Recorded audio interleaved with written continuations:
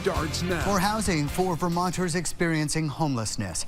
Thank you for joining us at 5:30. I'm Darren Perrin. And I'm Kiana Burks. The Chittenden County nonprofit is revamping an old model motel to create apartments to help people get back on their feet.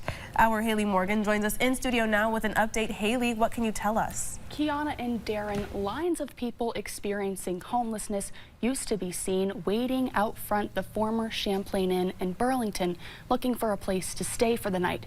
But that is no more, as a local nonprofit is creating temporary housing for people and a plan to integrate them back into the community. Housing can be a major catalyst for change.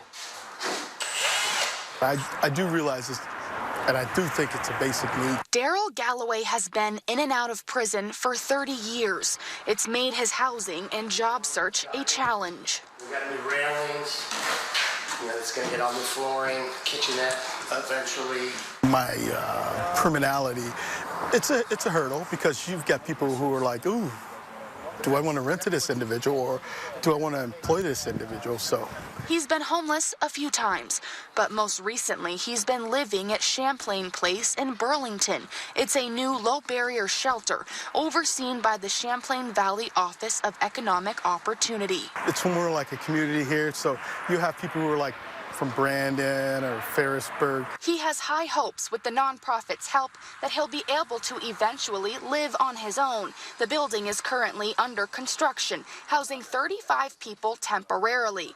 And in the last 8 months, 8 people have already been transferred into transitional housing or permanent units. CVOEO Executive Director Paul Dragon says this is the goal for all who stay at the shelter. We really focused on bringing on people who can work really closely to help people move on into permanent housing. So everybody gets a housing plan, they get a timeline and an activity sheet, and we have other services on site. So really the goal is that this be temporary. The nonprofit hopes to house at least 70 to 75 people once the renovations are complete, with the addition of a winter shelter. Champlain Housing Trust owns the property. Executive Director Michael Monty says they want to focus on creating more permanent housing for the unhoused moving forward. A lot of our organizations, the nonprofit organizations, are really at capacity. And so what we really need to be able to do, I think, is create more permanently affordable housing, create more housing which has support services for people who are homeless. Now, construction for Champlain Place is expected to wrap up in the fall. Reporting in the studio, Haley Morgan, Channel 3 News. Haley, thank you.